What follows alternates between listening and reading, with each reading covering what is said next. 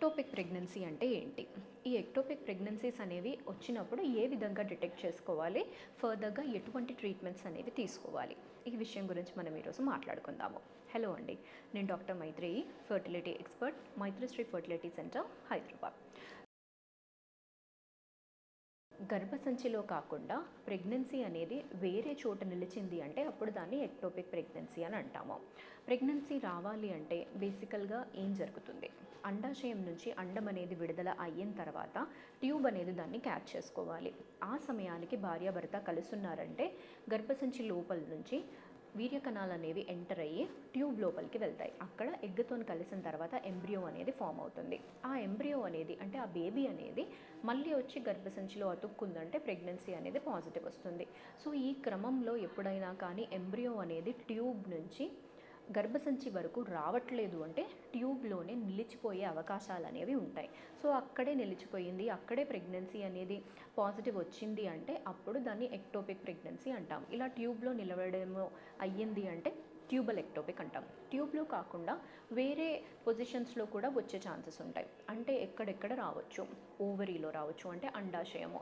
తర్వాత ఎప్పుడైతే ప్రెగ్నెన్సీ గురించి అన్నట్టుగా ప్రెగ్నెన్సీ డెలివరీ అనేది అవుతుందో అప్పుడు సెక్షన్ ద్వారా డెలివరీ అనేది జరిగింది అంటే ఆ సెక్షన్ స్కార్లో కూడా అక్కడ ప్రెగ్నెన్సీ వచ్చే ఛాన్సెస్ అనేవి ఉంటాయి. దాన్ని కూడా ఎక్టోపిక్ అంటారు, స్కార్ ఎక్టోపిక్ అని.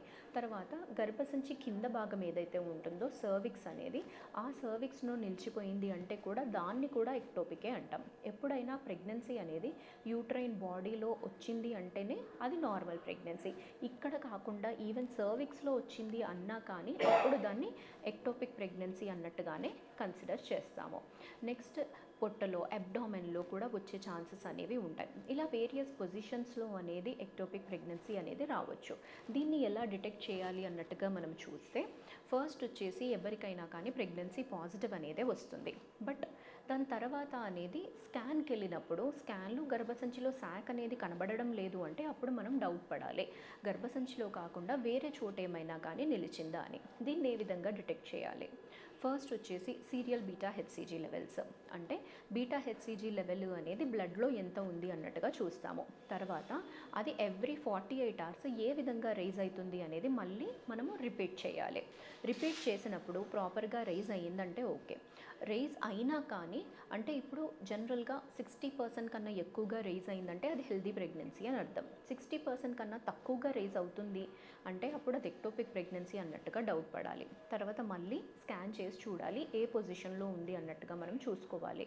ఎర్లీగా డిటెక్ట్ అయింది అంటే మేనేజ్మెంట్ అనేది మనం ఎలా చేసుకోవాలి?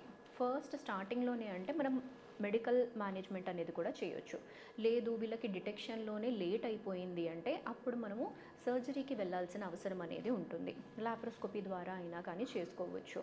ఒకవేళ ట్యూబ్ అనేది రప్చర్ అయిపోయింది, లోపలంతా బ్లడ్ అనేది చేరిపోయింది అంటే అప్పుడు ఎమర్జెన్సీగా సర్జరీకి వెళ్ళాల్సిన అవసరం అనేది ఉంటుంది. లాప్రోస్కోపీ ద్వారా అయినా చేసుకోవచ్చు, లేకపోతే ఓపెన్ సర్జరీకి అయినా కానీ వెళ్ళొచ్చు. ఇలా సర్జరీ చేసినప్పుడు మనం ఇంకొకటి పాయింట్ గమనించాల్సింది ఏంటి అంటే ఇంకొక ట్యూబ్ ఏదైతే నార్మల్గా హెల్దీగా ఉందో ఆ ట్యూబ్ అసలు హెల్దీగా ఉందా లేదా అనేది చూసుకోవాలి.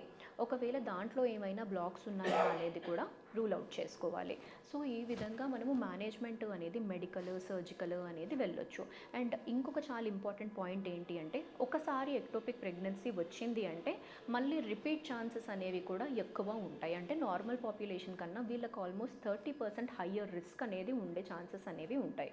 సో ఆల్రెడీ మీకు ఒకసారి హిస్టరీ ఉంది అంటే నెక్స్ట్ టైం అనేది చాలా జాగ్రత్తగా ఉండాలి. ప్రెగ్నెన్సీ పాజిటివ్ వచ్చినప్పటి నుంచి మనము దాన్ని క్లోజ్ మానిటరింగ్ అనేది చేసుకోవాల్సిన అవసరం అనేది ఉంటుంది.